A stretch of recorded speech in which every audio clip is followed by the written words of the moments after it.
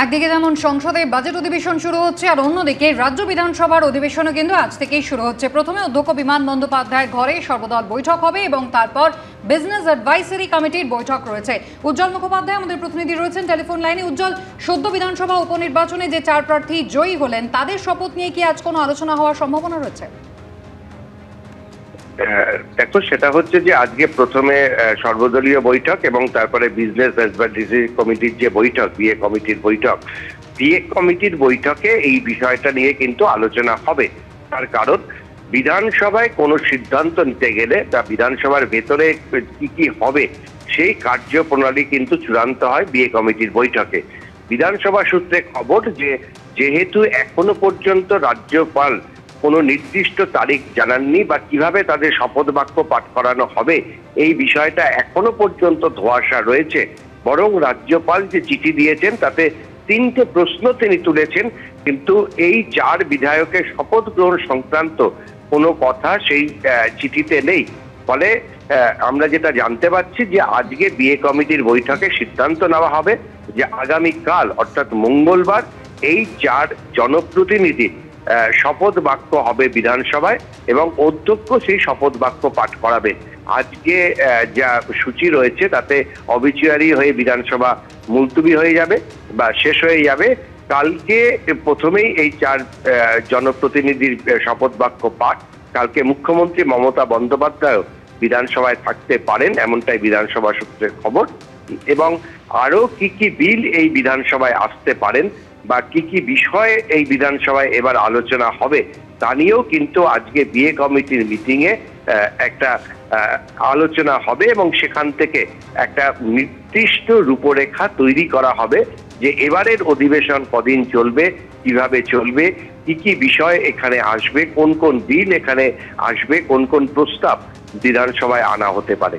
ফলে আজকে বিএ কমিটির বৈঠক প্রথমে সর্বদলীয় বৈঠক, যদিও বিজেপি তারা কোনো সর্বদলীয় বৈঠকে উপস্থিত থাকেন না। এরপর বিএ কমিটির বৈঠক এবং তারপর বিধানসভার অধিবেশন, সেটা কিন্তু আজকে অবিচারির পরই শেষ হয়ে যাবে। উজ্জ্বল, ধন্যবাদ। প্রথমে লোকসভা ভোট, তারপর বিধানসভা উপনির্বাচন, দুটি ক্ষেত্রে তৃণমূল কংগ্রেসের বিপুল সাফল্য। আর এরপর দলীয় কর্মীদের উদ্দেশ্যে বার্তা দিলেন মমতা বন্দ্যোপাধ্যায়। তিনি বলছেন, যেখানে তৃণমূল জেতেনি সেখানে মানুষের কাছে যেতে, ক্ষমা চাইতে। আর এখানেই প্রশ্ন উঠছে, তাহলে কি দলীয় নেতাদের ভাবমূর্তি শোধরানোর বার্তা দিলেন মমতা বন্দ্যোপাধ্যায়? কটাক্ষ করেছেন বিরোধীরা। যেখানে আমরা জিতিনি সেখানে মানুষের ঘরে ঘরে গিয়ে বলবেন আমাদের ক্ষমা করবেন, হয়তো আপনাদের বিশ্বাসযোগ্যতায় আমাদের কোনো খামতি ছিল, আগামী দিন যাতে না হয় আমরা দেখব, আমাদের আশীর্বাদ রাখবেন। কি এটা করবেন তো? মোদিও এবং মমতাও সাধু পুরুষ হওয়ার চেষ্টা করছে। আজকাল সব আশ্রম খোলে না, বাবা সব আসারাম বাপুর মতো আর কি। তো তিনি এরকম আজকেও কিছু প্রবচন দেওয়ার মতো কথা বলেছেন। 2021 সালের বিধানসভা ভোটের পর 2024 সালের লোকসভা নির্বাচন, ফের একবার বিজেপিকে বাংলায় পরাজিত করেছেন মমতা বন্দ্যোপাধ্যায়। কিন্তু রাজ্যের 42টি লোকসভা আসনের মধ্যে 29টিতেই তৃণমূল জয়ী হলেও লোকসভার পুরসভা ভিত্তিক ফল বিশ্লেষণে দেখা যাচ্ছে রাজ্যের 121টি পুরসভার মধ্যে 74টিতেই ওয়ার্ড ভিত্তিক ফলাফলের নিরিখে 1 নম্বরে রয়েছে বিজেপি। তৃণমূল 41টিতে এগিয়ে রয়েছে। কলকাতা পুরসভার ক্ষেত্রেও 144 ওয়ার্ডের কলকাতা পুরসভায় শেষ ভোটে মাত্র 3টি ওয়ার্ডে জিতেছিল বিজেপি। সেখানে এবার লোকসভা ভোটের ফলের নিরিখে 45টি ওয়ার্ডে এগিয়ে রয়েছে তারা। এই পরিস্থিতিতে 2026 সালের বিধানসভা ভোটের কথা মাথায় রেখেই কি এখন থেকেই দলের নেতা কর্মীদের সতর্ক হওয়ার বার্তা দিয়ে রাখলেন মমতা বন্দ্যোপাধ্যায়? সব মানুষকে নিয়ে, সব জেলাকে নিয়ে, সব ব্লককে নিয়ে যেখানে যেখানে জিতেছেন ভালো করে মানুষকে গিয়ে ধন্যবাদ জানাবেন। তাদের কি বাকি আছে কাজটা করবেন, যেটা পারবেন না দলকে জানাবেন। আর যেখানে আমরা জিতিনি সেখানে মানুষের ঘরে ঘরে গিয়ে বলবেন আমাদের ক্ষমা করবেন, হয়তো আপনাদের বিশ্বাসযোগ্যতায় আমাদের কোনো খামতি ছিল, আগামী দিন যাতে না হয় আমরা দেখব। আর যারা ইলেক্টেড হয়ে মানুষকে সেবা দেবেন না, তাদের সাথে আমরা কোনো সম্পর্ক রাখবো না। বিজেপির আগে থেকেই প্রকল্প নেওয়া হয়েছে বিজেপির তরফ থেকে যে এই ধরনের আমাদের ধন্যবাদ সভা হবে। আমার মনে হয় ওরা ওটা জানতে পেরেছেন, জানতে পেরে এখন টোকার চেষ্টা করছেন। বিজেপি যেটা করে ওটি মাঝে মাঝে সেটাকে ফলো করার চেষ্টা করেন। 2021 সালের বিধানসভা ভোটে 213টি আসনে জয়ী হয় তৃণমূল, বিজেপি জেতে 77টি আসনে, সিপিএম কংগ্রেস শূন্য।